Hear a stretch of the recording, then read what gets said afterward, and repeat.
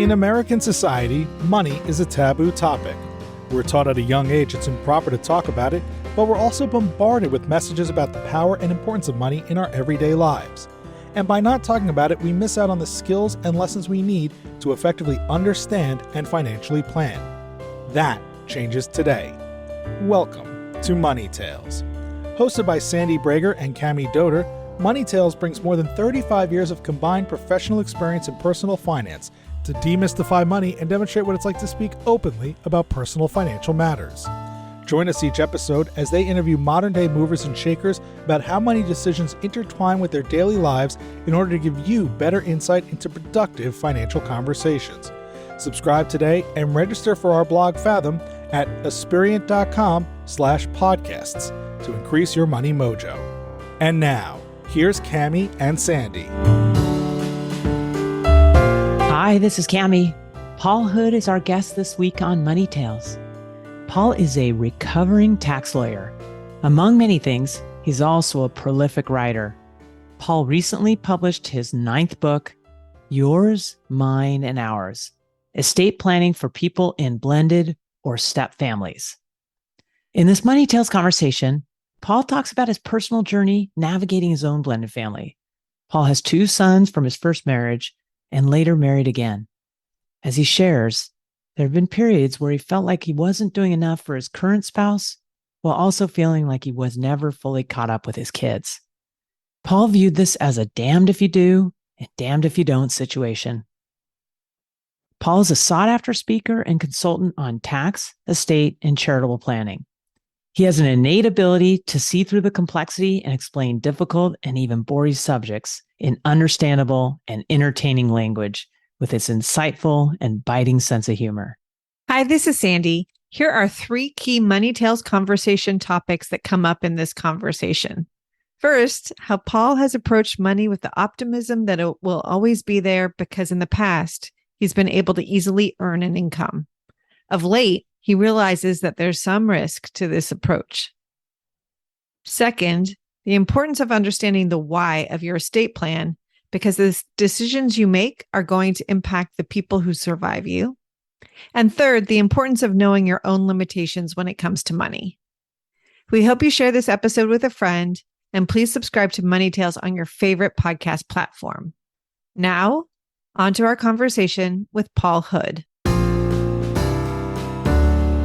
Hello, Money Tales listeners. This is Cami, and I'm here with my co-host, Sandy. Hello, Cami. I had a money conversation last night that I'd love to share with you. Tell. I was at a school event, and one of the elements was some fundraising. And I've been approached before for the school's community foundation to donate. And granted, we were in a global pandemic, so I never understood what the money was for. And I know if you went on the website, you could learn, but I always wanted someone to explain it to me simply. And I'm channeling Afan Omyema, who we talked to on Money Tales. And he talked about you got to connect with people first, and then you got to connect the value to what the donation is. Did they do that for you last night? He did, Sandy. That's why I wanted to share. And it was the first time that they'd done that simply. And I think that's another great idea about keeping it really simple. They shared what the money would do. What does it go towards where our kids are in school? Which I love giving for the overall school and all the kids. But gosh, I wanted to know, how does it impact us? And they created a 1-pager of really simply connecting the value of this donation. And I told the lady that I spoke with how powerful that was. And we had a great conversation. She said, I thought the same thing. And so I wanted to do this. I wanted to take this effort. Oh, that's great. I think there is an important lesson there, right? When we give philanthropically, we do want that connection. We want to understand that our money is going to be supporting our values and what we want to put forth into the world. Absolutely. Thanks, Sandy. Well, I'd like to welcome our guest today on Money Tales, Paul Hood. It is fantastic to have you. Well, Cami, it's a pleasure to be here with you and Sandy. And I wanted to add into your lovely story that philanthropic drive is something that it's really different in every person. Okay. But what I have noticed, at least in my world, which of course includes almost 6.5 years of running a planned giving operation in higher ed, it's the ultimate motivations of people to do those things that really don't get enough attention. People think, oh, they're expected to do this or that kind of thing, but it's all about the emotions, because philanthropy, it has no relationship to return on investment. And unfortunately, charity doesn't work well that way. It breaks down rather quickly and people get disappointed in a hurry. And so you have to kind of say, okay, that may be a little too close to looking at the sun directly. You're like, yeah, well, let's get to the ROI of the charity. You're asking a question that you may not want the answer to.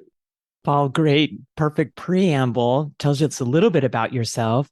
Would you take a moment to introduce yourself and provide 2 to 3 pivotal moments in your life that really influenced you? Okay, well, yeah, I am a recovering tax lawyer. I knew at age 10 that that's what I wanted to do because my dad was a CPA, introduced me to a lawyer in town who had a CPA and was a lawyer. And dad said that would be a great combination for the future. So when I quickly figured out by like age 11 that I had no baseball talent, although it didn't stop me from playing until I was in my mid-30s. But since I was not good enough to get to the big leagues, I was like, oh, I got to do something for a living that doesn't involve physical labor. So I went and got an accounting degree and my law degree. And I didn't care about anything in law school but estate and tax. Criminal, constitution, I didn't care about any of that. Just give me what I wanted. I ended up getting to do what I wanted to do from age 10. Paul, let's go back a little bit. You referenced your dad. Would you tell us more about your upbringing? Typically, the foundation of our thoughts and feelings around money stem from what was happening when we were growing up. One morning, it's about 5 o'clock in the morning, and dad is bringing me to the bus to go to the state fair in Shreveport, 2 hours away. And I had $23 in cash. This is like 1972 to go spend all day in Shreveport at the fair with my 7th grade class. As we get closer to the parking lot where the bus is being dropped off, he says, well, in case you need this, here's another 5. And then it was another 5. And by the time I got out of the car, this money handout started within a mile of the parking lot. Compounding in a new way. It did. When I got out of the car, I had $48. Nice. Oh my gosh. I went into the car with $23. But you know what? That did not always do me well because my dad was always there bailing out, paying for everything. And I don't think that I ever, well, I can tell you this, I know people who would vote for this. I've always been sort of a footloose and fancy free. That's the Cajun part of my blood makeup. The Cajun people are a pretty fun-loving, hard-driving group, and it's live for today. I always generated a lot of money, and I always spent a lot of money. And at the end of the day, there was nothing left, but we had a hell of a time. You know what I'm saying? I remember this one time, and this was the only time I ever got my dad. There's a restaurant in New Orleans, my favorite restaurant in New Orleans on Bourbon Street, named Galatoire's. And I've known the Galatoire family forever. And in the old days, Galatoire's didn't take reservations and they didn't take credit cards. And you didn't walk in without a jacket on either. One night, my parents were in New Orleans and we were going to the Sanger Theater for a show. So let's go eat at Galatoire's. We walk into Galatoire's. Dad goes to pull his card out. I'm like, Dad, what are you doing? He said, what do you mean? I said, they don't take credit cards at Galatoire's. But I had a house account and I grabbed the bill, put my house account number and signed the bill and gave a tip to it. So I took care of it, Dad. Only time I ever got it. Paul, tell us about that because it's very interesting. Your dad, it sounds like throughout your childhood, was giving you money, making sure you had more than enough. Going back to the fair, for instance, what were you telling yourself as your dad is just putting more and more money in your hands?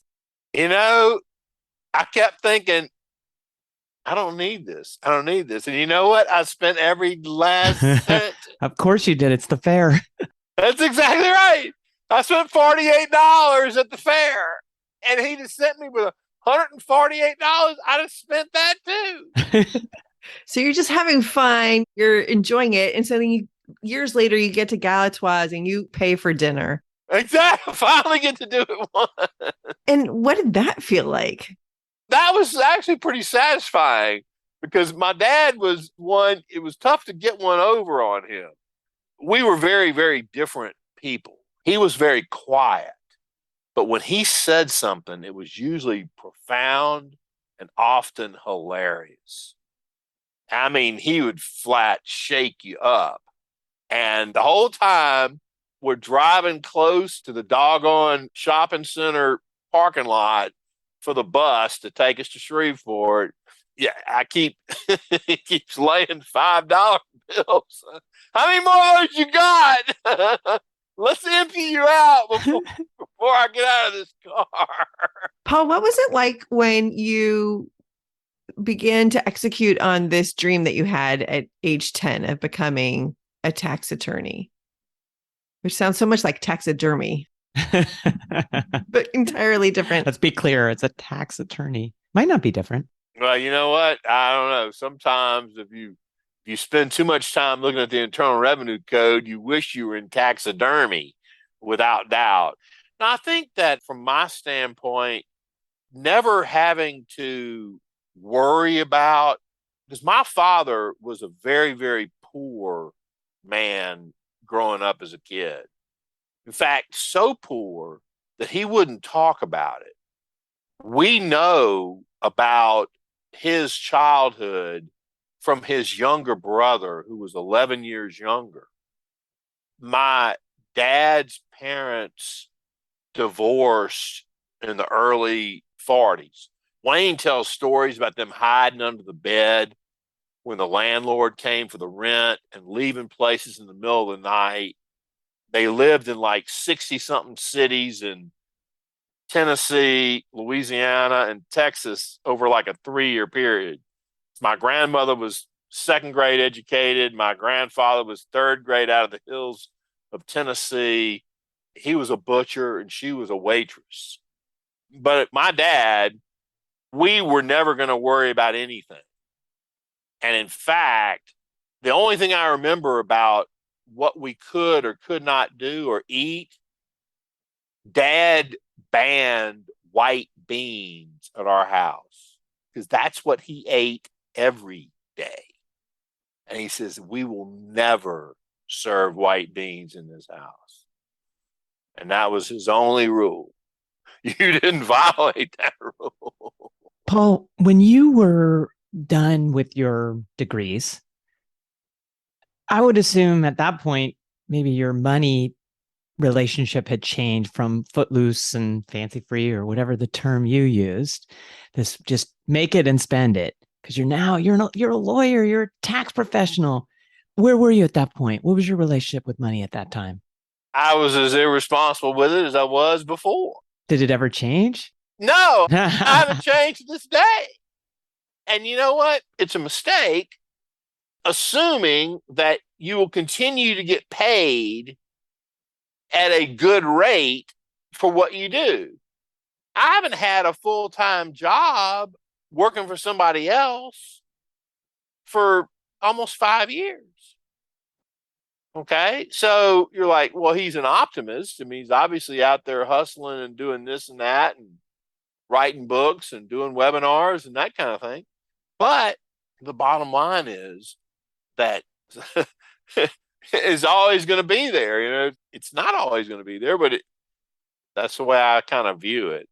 Your approach is it will always be there, but you know that it won't. I'm obviously in denial about that. It's kind of like people, if you look at mortality and mortality salience, for example, in the psychological context of estate planning, people often think that, yeah, while we're all going to die, we all have second doubts about whether we're going to die. Freud makes this point in several statements. Like down deep, we're all not sure that we're not going to be the first one to outlive the tables, for example. And as you know, I mean, I've written and talked extensively about the psychology of estate planning. My favorite was always when people would say, if I die, like, stop, time out. Not if, when you die, okay? It's not this if business. There's no if here, okay? It's going to happen. At some point, it's going to happen. You're like everybody else. There's no if. Because you see, for me, the key in estate planning is understanding that it has therapeutic and non-therapeutic impacts. And you've got to help the client manage the non-therapeutic implications to get them the benefits. And the best illustrated benefit was the scene in Moby Dick, when the boat's being thrashed about by the whale, and Ahab goes into the base of the boat and signs his holographic will. And he says, it was like a stone rolled away from my heart. And I've seen people experience this, and I know you have too. When people do something significant in their estate planning, even if it's to sign their wills only, there is a benefit there that you can get people to if you can manage the shoals of the mortality salience and some of the other fears that people have. Paul, I'm so glad you're bringing this up. When we talk with clients, we often talk about how there's two sides of money. There's the technical side, which all of us are trained in. And then there's the emotional side of money. And that's what you're talking about. And I'm curious about how you became aware of the emotional side of money first in your career, because it's not something that's taught in law school. You're exactly right. And unfortunately, it's discouraged. I became interested in it really about the same time as my interest in the blended family arena. I used to invariably tell people I practiced psychotherapy without a license because there was a lot of truth to that. Hey, Paul, real quick for our listeners, a blended family. What does that mean? A blended family, you can use the term step family. A blended family is simply, and some of them don't blend very well. Mine was a perfect example of that. It's where not all of the descendants of the couple are shared. Okay, so if one of them has a child or a grandchild who is not the child or the grandchild of the other partner, that's a blended family. And like I said, some people say, well, they don't blend them very well. Well, that's true. But then there are some people who don't like the term step because it has a negative pejorative to it. So I go back and forth, to be honest with you. I probably say blended more than I say step, but neither one of them is great, but they're the two we have. Paul, I'm curious, have you looked at the statistics recently of looking across American families, how many are blended? Because I would think that the percentage is quite high. Actually, Sandy, since the 2010 census, the United States Census, the blended family is the most common form of family. Literally, Ozzie and Harriet and Leave It to Beaver have been supplanted by the Brady Bunch. And really, the Brady Bunch is probably the first entree of American societal implications for a blended family. Mike, with his three young guys, marries Carol with her three young girls. They bring along Alice, and here we have the Brady Bunch. They were so happy too. That's right. But the point is that was repeated in the 2020 census. My next book is on estate planning for unmarried couples, because that is the fastest growing demographic segment of the relationship community. Let me tell you, the working title of the book is It's Estate Planning for Unmarried Couples, the Wild, Wild West of Estate Planning. You've got everything out there. I mean, think about it. You got a couple who aren't married. Well, where do you live? Well, we live part-time in Seattle and part-time in San Francisco. Then you start worrying about whether either one of them is going to try to claim a common law spouse status after the first one dies, even if that's not what the other one wanted. So then you start thinking about how to negate all of that. Yeah, it gets tricky quick. It does. So I'm curious, Paul, you're in the professional money conversation business. What techniques do you use to help people talk about money productively? I believe in having the deeper conversations with people about really not just how their plans are working, but why is it set up like this? I'm great with people who want to know the answer to the whys, because that's what I'm all about, is trying to figure that out with them. And I can't just tell them, oh, this is how you should set it up. Well, I don't know your family well enough to know whether that's a good idea or not.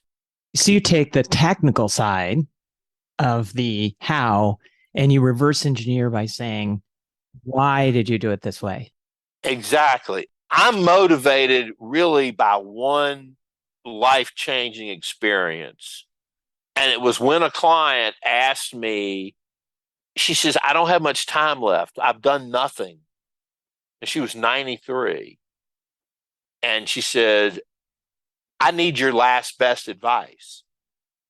She goes, the advice you'd consider so compelling that you would impart it to me on your deathbed. What's your last best advice, counselor? And I was 36, and I was a sole practitioner, and I had more work than I could do. And this lady had basically just shut me up. And I started stammering through an answer, and I realized she don't care about taxes. Yeah, her estate's bigger than $10 million, but her broker just told me she's going to give about 85% of it to charity. There may be some estate tax, because this was back when the exemption was still only $600,000, but she don't care about tax. So what I finally did was I stumbled. This is what I told her. Your estate planning decisions are going to impact the relationships of those who survive you. Now, those impacts can be positive or negative. It's up to you to think about it. I said, that's probably the best advice I can give you. What I ended up doing with it was I realized that I needed a statement of my estate planning beliefs and philosophies. And I have one. It's on my LinkedIn page and on my website. Hey, Paul, you said you have a blended family. How have you and your spouse talked with your children about money? Well, there haven't been any direct talks involving her with the boys because of the rancor of the separation. They were told that it was her fault when that was not true. So it was a totally different dynamic. What can you do about that? Really not much. Sadly, that was what it was. So you talk separately with them. Exactly. How's that gone? It's been hit and miss on both sides. You're never doing enough for your current spouse, and then you're never fully caught up with your kids. So you're kind of in a damned if you do and damned if you don't kind of situation. And that's kind of the way I viewed it most of the time. I mean, thankfully, the boys have been majors for a while now, and I don't have to deal with it. That was always the low point of my day. If I had to speak to her, I cringed. I didn't want to do that. And it's really tough to be in that situation. It was, especially for somebody who is freely giving as I am. I give till it hurts. I'll give you the last dollar in my bank account if I think you need it more than me. It's just a fault I have, but it's just who I am. Paul, have you been able to bridge that divide that happened, it sounds like, quite a while ago? I wish I could say that I had, but the bottom line is I need supervision when it comes to money. Like the old Clint Eastwood, a good man has to know his limitations. Well, my limitations are I'll bring in the money, let somebody else run the money, and then everything will work out just fine. But if you let Live for Today, Paul, run it, we ain't going to have any money. You're going to go to the fair and you're going to have a lot of fun. We're going to have a great time, but we don't have any money. Understanding our limitations is a really powerful gift. Well, it is. And I do understand mine. Paul, what advice would you give to listeners out there who might be navigating their own blended family situations where conversations can be tough? Not everyone's getting along, or there's some sort of blockage.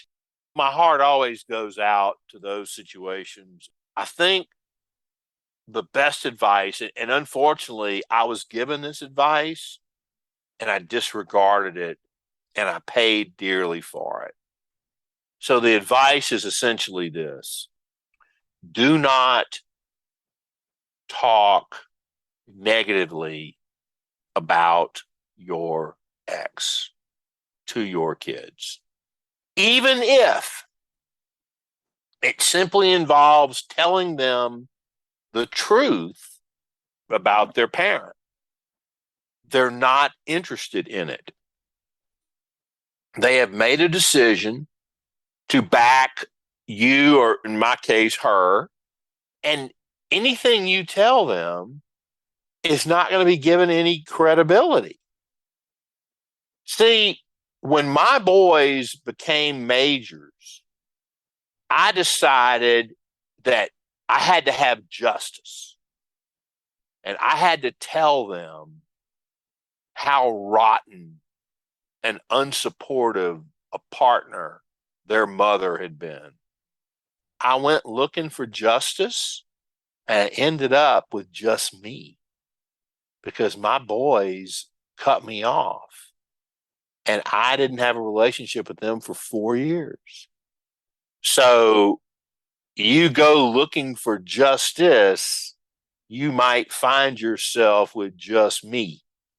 And that was where I was. I got unfriended, unblocked. When they want you out today, they can put you out. That's hard, but really valuable advice. You want to have everything that's right, but life's not fair.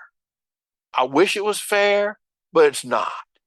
And in that case, the child has made a decision. They have picked a side, and you got to respect that, whether they're right or not, even if you know they're not right. And in my case, I know that they're not right. But for them, they are. They are. It's irrelevant. It's what I believe is irrelevant, unfortunately. And Paul, I'm curious, how did money play a role in any of this? Because money can be a force that helps, but it can also be a divisive force. It can be a way for people to get retribution, to attack. You're exactly right. Money can be used as vicious control, dance for your supper, in essence. I think that money did play a role here in my case because I was paying for all these things, but didn't have a relationship with the boys, but I was still paying.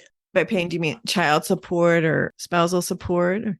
Child support, allowances, cars, all the things that you pay for when you have kids. What did that feel like? Well, you feel like you're being used. Ultimately, that's what it felt like.